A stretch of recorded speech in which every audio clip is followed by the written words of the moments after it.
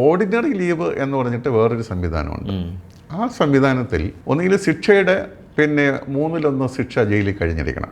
ഉദാഹരണമായിട്ട് 1 വർഷം ആണ് ശിക്ഷയെങ്കിൽ അയാൾ 4 മാസം ജയിലിൽ കഴിഞ്ഞിരിക്കണം.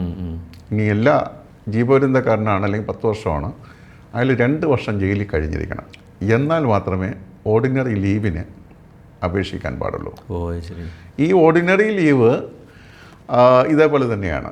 2 റിപ്പോർട്ട് വാങ്ങേണ്ടി വരും. ഒന്ന് പോലീസ് മേധാവിയുടെ, അത് സ്റ്റേഷൻ ഹൗസ് ഓഫീസറെയോ അല്ലെങ്കിൽ ജില്ലാ പോലീസ് മേധാവിയുടെ റിപ്പോർട്ട് വാങ്ങണം. ഈ 2 കാര്യങ്ങൾ, ഒന്ന് ക്രമസമാധാന പ്രശ്നം ഉണ്ടാകാൻ സാധ്യതയുണ്ടോ, 2 ഇയാളുടെ ജീവൻ അപകടത്തിലാവുമോ, ഈ 2 കാര്യങ്ങളാണ് നോക്കുന്നത്. അത് അനുകൂലമായിട്ട് കിട്ടണം. 2 പ്രൊബേഷൻ ഓഫീസർ റിപ്പോർട്ടുമാണ്. ജില്ലാ പ്രൊബേഷൻ ഓഫീസർ സാമൂഹ്യനീതി വകുപ്പിലെ ഉദ്യോഗസ്ഥനാണ്. അപ്പോൾ അദ്ദേഹത്തിൻ്റെ റിപ്പോർട്ടെന്ന് പറഞ്ഞാൽ ഇയാളുടെ കുടുംബ പശ്ചാത്തലം, സാമൂഹ്യ പശ്ചാത്തലം, ഇയാൾ ഈ ഓർഡിനറി ലീവിൽ പോയിക്കഴിഞ്ഞാൽ ഇയാളെ സ്വീകരിക്കാനായിട്ട് അയാളുടെ ബന്ധുക്കൾ തയ്യാറാകുമോ. അപ്പോൾ ഈ കാര്യങ്ങളെല്ലാം അദ്ദേഹത്തിൻ്റെ റിപ്പോർട്ടിൽ തരുമ്പോൾ അത് അനുകൂലമാണെങ്കിൽ, റെക്കമെൻഡ് ചെയ്യുകയാണെങ്കിൽ ആദ്യത്തെ ലീവ് ജയിൽ വകുപ്പ് മേധാവിയാണ് നൽകുന്നത്. 30 ദിവസമാണ് ഒറ്റയടിക്ക് പരമാവധി കൊടുക്കാൻ പറ്റുക.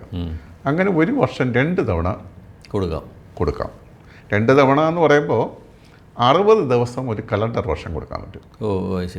അത് വേണമെങ്കിൽ 15 ദിവസം വെച്ചിട്ട് 4 തവണയായിട്ട് എടുക്കാം. അല്ല 30 ദിവസം ആണ് വേണ്ടതെങ്കിൽ വർഷത്തിൽ, ഒരു കലണ്ടർ വർഷത്തിൽ 2 തവണയായിട്ട് എടുക്കാം. 15 ദിവസം താഴെയായിട്ട് കൊടുക്കില്ല, 30 ദിവസത്തിനപ്പുറമായിട്ടും കൊടുക്കില്ല. അങ്ങനെ കൊടുത്തത് കോവിഡ് കാലത്ത് മാത്രമാണ് കൊടുത്തത്. ചട്ടത്തിൽ ഭേദഗതി ചെയ്തിട്ട് അങ്ങനെ കൊടുത്തു. അപ്പോൾ ഇത് ഓർഡിനറി ലീവാണ്. നമ്മുടെ നാട്ടിൽ ഓർഡിനറി ലീവ്, എമർജൻസി ലീവ് എന്ന് പറഞ്ഞിട്ടാണ് ചട്ടപ്രകാരം ഉള്ളത്.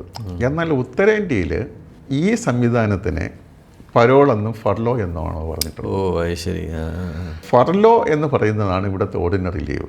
ഇതിന് പ്രത്യേകിച്ച് കാരണം ആവശ്യമില്ല. പക്ഷേ ഈ ലീവിന് പോയവർ പോലീസ് സ്റ്റേഷനിൽ പോയി സൈൻ ചെയ്യണം, അങ്ങനെയൊക്കെ അത് നമ്മൾ കണ്ടീഷൻ, അത് ജയിൽ സൂപ്രണ്ടാണ് തീരുമാനിക്കുന്നത്. നിങ്ങൾ അയാളുടെ ആദ്യത്തെ ലീവിൽ പോകുമ്പോൾ അയാളുടെ തിരിച്ചു വരവ് ഉറപ്പുവരുത്താൻ വേണ്ടിയിട്ട് ആവശ്യമായിട്ടുള്ള കണ്ടീഷൻസ് ജയിൽ സൂപ്രണ്ടിന് വയ്ക്കാം. ഈ പരോൾ എന്ന് പറയുന്നതാണ് എമർജൻസി ലീവ്. എമർജൻസി ലീവ്, ആ എമർജൻസി ലീവിൽ എത്ര തവണ വേണമെങ്കിലും എടുക്കാം.